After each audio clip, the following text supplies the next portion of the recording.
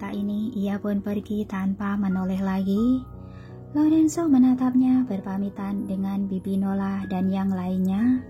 Menatapnya masuk ke dalam mobil, menatap mobil itu melaju pergi. Matanya terus mengikutinya sepanjang waktu. Ia tidak memaksanya untuk tinggal, mungkin karena ia juga tidak tahu harus berbuat apa. Namun di dalam hatinya sangat jelas, sampai nanti keluarga Moore sudah stabil, sampai nanti presiden sudah turun tahta, ia pasti akan menjemputnya kembali dan keluarganya akan bersatu kembali. Kini ia punya satu hal yang penting untuk dikerjakan, yaitu melatih adiknya menjadi orang yang kuat, membiarkannya kembali ke keluarga Wellens untuk balas dendam.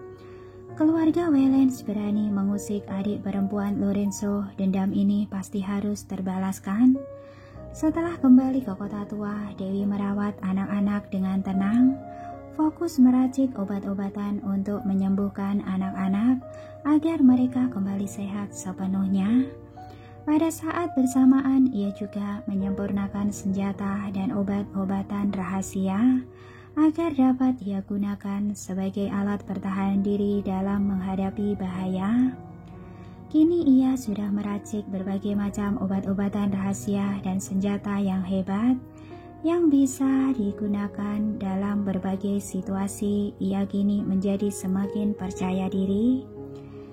Ia juga mengajarkan Brandon cara menggunakan senjata dan racun-racun ini. Jika suatu hari terjadi sesuatu, ia dapat menggunakannya untuk melindungi dirinya sendiri, melindungi anak-anak. Selain itu, ia memberikan semua uang yang didapat dari hasil pengobatannya ke rekening Brandon, memintanya untuk menyimpannya dan mengelolanya dengan benar asalkan ia tidak bermain-main. Uang itu cukup untuk Brandon dan ketiga anaknya pakai seumur hidup. Mendengar perintah Dewi, Brandon merasa sedikit gelisah, tidak tenang. Dewi, kenapa? Aku merasa sepertinya kamu sedang memberikan pesan terakhir. Apa terjadi sesuatu? Kamu ingin dengar kebenaran atau kebohongan? Dewi bertanya secara langsung. Hah? Brandon tertegun sejenak. Benar-benar terjadi sesuatu. Jangan menakutiku. Sebenarnya bukan apa-apa. Dewi memikirkannya sejenak. Ia berkata dengan ringan. Akhir-akhir ini, setiap malam aku sering merasa sakit pada hatiku. Tabib Hansen sering bilang, ada bagian dari hatiku yang hilang. Melahirkan anak akan membuatku terluka. Sebelumnya aku kira merasa tidak nyaman adalah wajar karena tubuhku lemas pasca melahirkan. Tapi sekarang setelah melewati masa pasca melahirkan, aku masih merasa tidak nyaman. Jadi aku memeriksa tubuhku.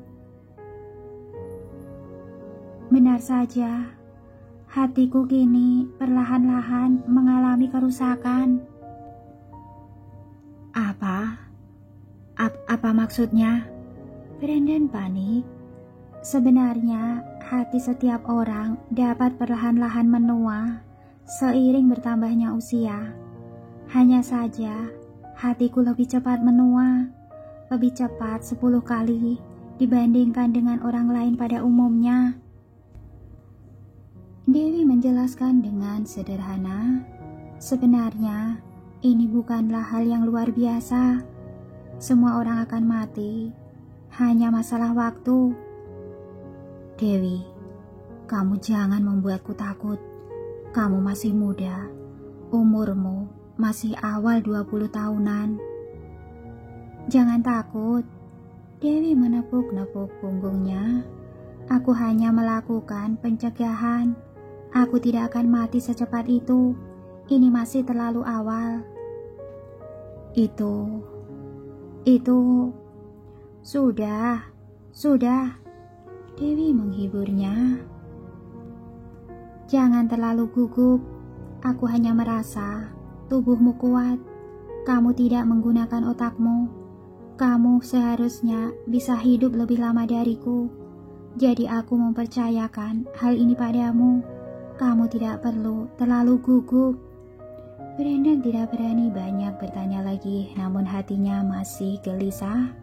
Sejak kepergian Bibi Lauren dan Paman Joshua, di dunia ini hanya tinggal Dewi satu-satunya kerabatnya. Ia tidak bisa membayangkan apa yang harus ia lakukan jika Dewi tidak ada. Namun hari-hari berikutnya dilewati dengan damai. Sekeluarga 6 orang hidup mengasihkan diri di kota tua, segalanya tampak damai. Tubuh Dewi sehat, anak-anak juga tumbuh semakin besar. Brandon hampir mengira mereka akan hidup bahagia selamanya seperti ini. Sampai hari ini sekelompok orang asing datang. Sepertinya datang mengincar Dewi dan anak-anak. Untungnya selama 2 tahun ini Dewi telah mengembangkan kemampuan yang cukup kuat. Ia juga telah membuat persiapan yang cukup. Ia sekira membawa anak-anak pergi. Pada saat bersamaan juga mempermainkan penguntit itu. Sekeluarga membawa nenek dan pasangannya sama-sama meninggalkan kota tua. Di tengah jalan Brandon bertanya, "Aneh, siapa orang-orang itu? Kenapa mereka mengikutimu? Jangan-jangan Lorenzo membuat masalah lagi?" 2 tahun terakhir ini, Dewi juga terus memperhatikan berita tentang Lorenzo. Baru-baru ini banyak berita tentang Tracy, adiknya. Namun berita tentang Lorenzo tidak terlalu menonjol. Tampaknya tidak terjadi apapun, juga tidak ada berita negatif apapun yang terdengar. Namun jika ini tidak ada hubungannya dengan Lorenzo, orang yang tidak ada masalah mengapa mau mengikutinya. Ia juga tidak pernah mengusik siapapun. Tepat saat ia sedang bertanya-tanya, ponselnya berdering. Jasper menelpon, suaranya terdengar sangat panik. "Apa Nona, Dewi baik-baik saja?" "Aku baik-baik saja." Dewi bertanya, "Apa terjadi sesuatu pada Lorenzo?" "Terjadi sesuatu pada Tuan di sini, tapi kita bisa mengatasinya. Tuan takut akan melibatkanmu, jadi Tuan menyuruhku menghubungimu," kata Jasper. "Jika Nona baik-baik saja, maka itu sangat bagus. Pindahlah ke tempat lain. Tempatmu yang sebelumnya sudah terungkap. Aku sudah mengutus orang untuk melindungi Nona." "Tidak perlu," Dewi langsung memotongnya. "Lebih baik tidak mengutus orang. Kamu mengirimkan orang malah akan lebih merepotkan." "Tapi keberadaanmu telah terungkap. Aku khawatir Nona dan anak-anak akan berada dalam bahaya." "Aku bisa mengatasinya sendiri." Dewi mengatakan kata-kata ini dengan penuh kepercayaan diri. Namun tidak berapa lama kemudian ia sudah tidak tahan lagi. Jika ia hanya seorang diri, penguntit sekuat apapun, ia dapat menghindarinya. Mungkin kini ia membawa 2 orang tua, 3 anak-anak, dan 2 anjing. Bahkan dewa saja tidak dapat menahannya. Setelah 1 bulan, Dewi sudah tidak tahan lagi. Beberapa kali hampir saja anak-anak celaka. Demi melindungi anak-anak, kaki kanan Brandon tertembak dan melukai tulang keringnya. Pasangan nenek jatuh dari mobil dan kakinya patah. Nenek setiap hari menyeka air matanya. Namun orang-orang itu masih mengejar mereka.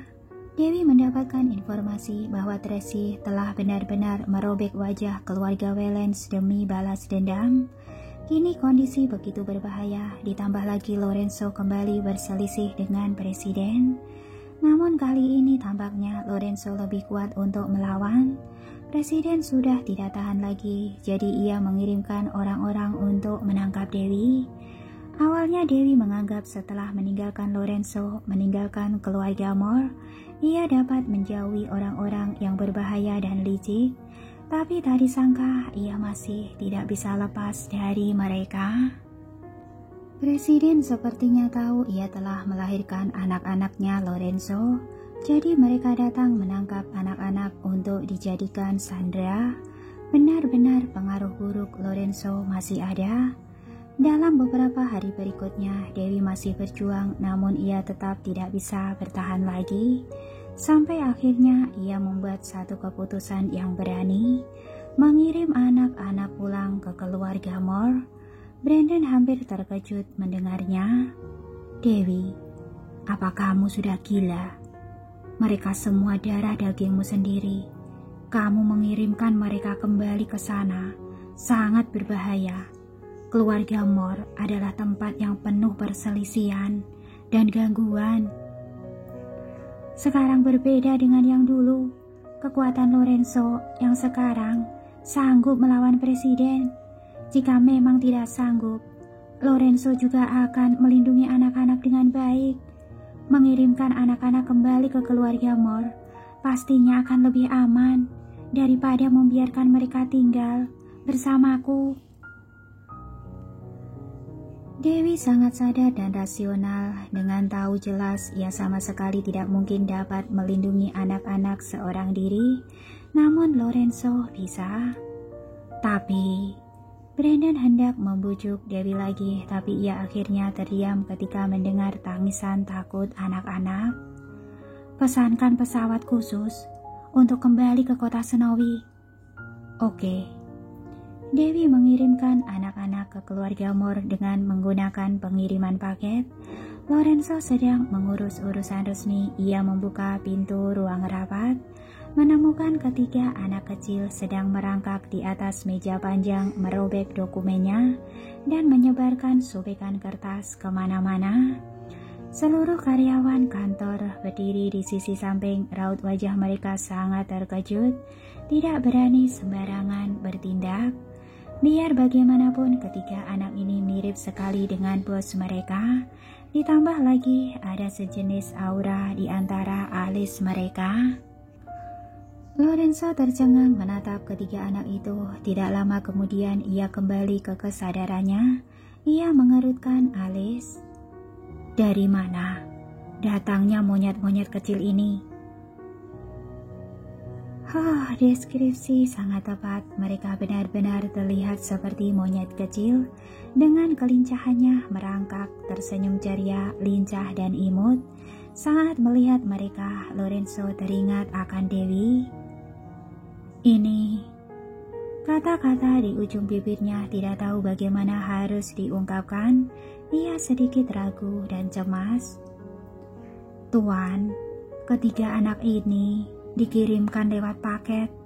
Di dalamnya ada 3 laporan tes DNA dan sepucuk surat." Asisten membawakan laporan tes DNA dan surat itu. Lorenzo segera mengambil dan membacanya. Tidak tahu entah kapan Dewi memiliki sampel darahnya. Ia mengambilnya dan langsung melakukan tes DNA. Di dalam laporan tes itu jelas-jelas dikatakan bahwa anak-anak ini 100% memiliki hubungan darah dengannya. Ia membaca hasil tes DNA itu, lalu menatap ketiga anak yang sudah memanjat sampai ke rak buku. Jantungnya menegang. Ia secepatnya membuka surat itu dan membacanya. "Lorenzo, ketiga anak ini adalah anakmu. Baju yang tak ditandai nomor 1 adalah Tini. Yang ditandai nomor 2 adalah Winnie. Yang ditandai nomor 0 adalah Betty. Nama lengkap mereka Listi Moore, Laras Moore, dan Lanti Moore. Ketiga anak ini alergi putih telur, jadi harus hati-hati dengan makanan mereka. Tubuh Betty adalah yang paling terlemah. Pastikan ia tidak masuk angin. Aku meninggalkan kotak obat. Jika mereka sakit, berikan obat sesuai dengan petunjuk yang ada di dalamnya. Ketiga anak ini sangat pintar dan imut. Mereka adalah hartaku yang paling berharga. Tolong jaga mereka dengan baik. Tunggu sampai aku berhasil menyingkirkan penguntit ini. Aku akan datang menjemput mereka. Lalu bereskanlah kotoranmu ini secepatnya. Jangan libatkan kami. Merepotkan sekali." Tidak perlu menuliskan nama dalam surat ini, hanya tinggal melihat tulisan jelek dan nada bicara seperti ini. Semua orang tahu siapa yang menulisnya. "Hati-hati!" Jasper tiba-tiba menjerit dan langsung berlari mendekati mereka, menangkap Tini yang jatuh dari atas rak buku. Jantungnya hampir melompat keluar karena kaget. Mulut Tini cemberut, lalu ia menangis kencang. Jasper hendak menghiburnya. Winnie juga hampir jatuh dari atas meja. Ia langsung menangkapnya dengan tangannya yang satu lagi. Pada saat bersamaan, kakinya menghalangi Bitty yang hampir terguling jatuh dari atas sofa. Dengan cepat ketiga anak itu semuanya menangis. Suaranya sangat keras seolah hampir memecahkan kaca. Weso bergegas membawa anak buahnya datang untuk membantu. Dengan terburu-buru dan berhati-hati, takut menyinggung ketiga anak itu. Ketiga anak kecil itu sangat lucu dan lembut sampai-sampai ia takut tangannya akan patah kalau ia menggenggamnya. Lorenzo mengamati ketiga anak kecil yang lucu itu. Ada sebuah perasaan yang sulit diutarakan di dalam hatinya. Dia memang pernah menantikan dirinya suatu saat akan memiliki anak, tapi dia tidak pernah menyangka hari ini akan datang begitu saja secara tiba-tiba, tanpa tanda apapun.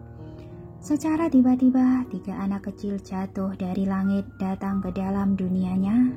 Secara tak terduga, dia sudah menjadi ayah. Pikiran Lorenzo sangat linglung. Ia menatap ketiga anak kecil itu. Tiba-tiba ia merasa kelemahannya bertambah. Perasaan hubungan darah yang lebih kental dari air itu menyebar ke dalam hatinya secara samar, tapi lebih banyak rasa amarah di dalamnya. Dewi melahirkan 3 anak untuknya, tapi dia tidak mengetahuinya. Jasper, Lorenzo berteriak marah. Iya Tuan. Jasper buru-buru menyerahkan ketiga anak itu pada staf wanita, kemudian bergegas lari ke hadapan Lorenzo. Kamu sudah tahu dari awal kan? Lorenzo menatap matanya. Jasper yang dihadapkan dengan pertanyaannya tanpa sadar mengedipkan mata, merasa sangat bingung. Bagus sekali. Lorenzo menemukan jawaban dari tatapan Jasper yang menghindarinya. Kemudian dia menatap Jeff. Bagaimana denganmu? Jasper buru-buru menunduk, tidak berani menghembuskan nafas. Ekspresi Lorenzo terlihat semakin buruk. Ia berkata sambil menggetakkan gigi. Ternyata kalian semua sudah tahu, malah menutupinya dariku. Berani sekali. Tuan, tenanglah. Jasper segera berlutut dengan satu kaki. Ia membuka mulutnya namun tidak tahu bagaimana harus menjelaskannya. Apapun yang ia ucapkan sekarang semuanya hanya akan terdengar seperti kebohongan. Aku bersalah. Jasper mengakui kesalahannya. Akulah yang meminta Jeff untuk merahasiakannya. Karena belum selesai Jasper berbicara, dia sudah ditendang oleh Lorenzo. Jasper terbentur meja rapat, lalu terjatuh ke lantai dan menabrak rak buku. Ia mencengkeram dadanya yang berdenyut kesakitan, mulutnya mengeluarkan darah segar.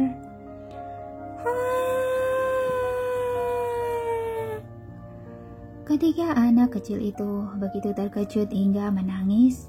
Wajah kecilnya memerah, mata besarnya yang berlinang dipenuhi ketakutan.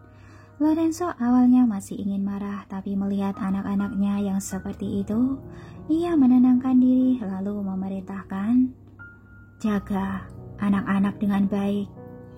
Kemudian dia berbalik dan pergi, lalu berjalan sambil menghubungi Dewi dengan emosi. Teleponnya tersambung, tapi tidak ada yang mengangkatnya. Lorenzo emosi, dia pun kembali ke kantor, menendang meja kerja hingga terbalik. Dokumen di atas meja berceceran ke lantai, sebuah pena perekam suara terjatuh. Di atasnya terdapat 2 kata, wanita sialan. Lorenzo memungut pena tersebut lalu memutar satu-satunya rekaman di dalamnya. Muncul suara yang familiar. Aku Dewi, bersumpah demi Tuhan, suatu saat akan membalas kebaikan bajingan yang telah menyelamatkan hidupku. Kalau tidak dapat membalasnya, aku akan menyerahkan tubuhku. Kalau aku tidak menepati janji, aku akan disambar petir, mati dengan mengenaskan." Mendengar suara yang familiar ini membuatnya teringat dengan berbagai masa lalunya saat bersama dengan Dewi.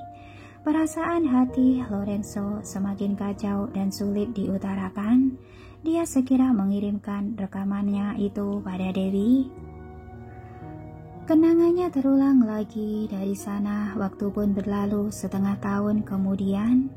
Dalam setengah tahun ini Lorenzo mengalami berbagai cobaan. Dewi sekali lagi menolongnya di saat kritisnya, membantunya melewati kesulitan, juga tanpa sengaja menyelamatkan saudara ipar Lorenzo, Daniel Wellens.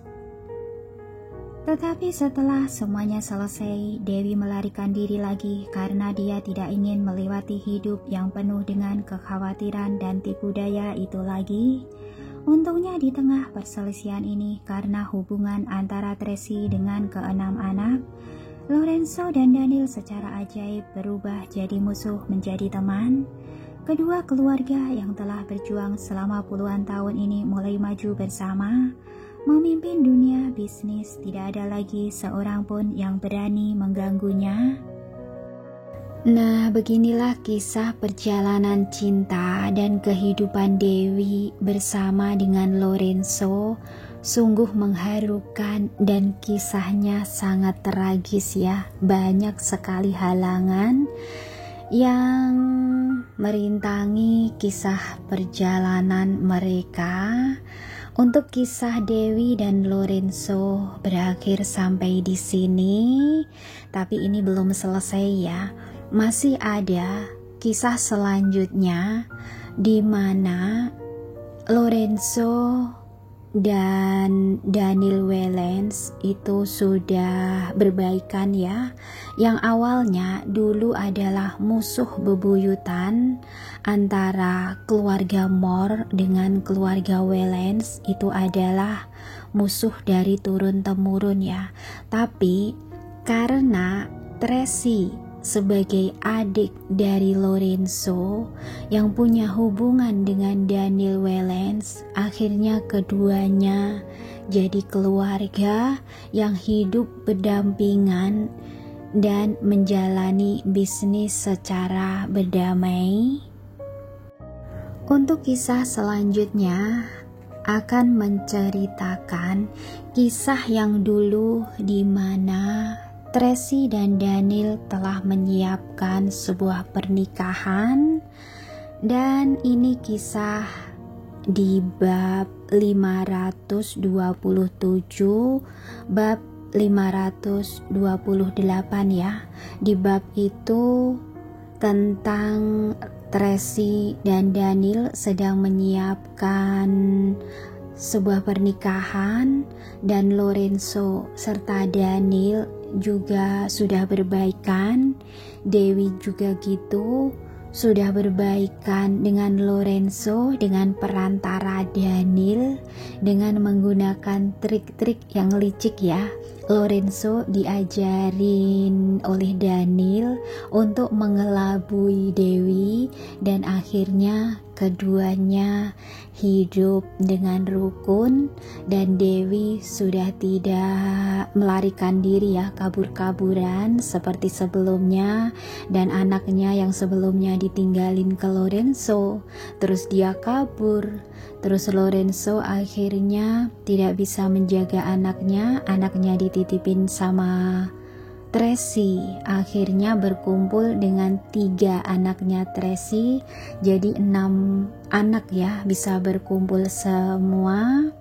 Dan akhirnya sama-sama 2 keluarga hidup bahagia. Oke, maaf ya banyak sekali ngomongnya, dan ceritanya ini saya ulas di cerita yang dulu-dulu ya, biar kakak bisa mengingatnya. Biar ini di cerita selanjutnya nggak tiba-tiba oh ceritanya kok berubah kayak gitu ya. Ini cerita kembali di awal, kisah yang menceritakan antara Daniel, Tracy, anaknya Dewi, dan juga Lorenzo bersama-sama. Untuk cerita selanjutnya itu tinggal beberapa bab saja, dan saya ucapkan banyak-banyak terima kasih buat kakak semuanya yang telah mensupport saya, telah mengikuti novel yang saya bacakan ini sampai di sini ya, hampir ending.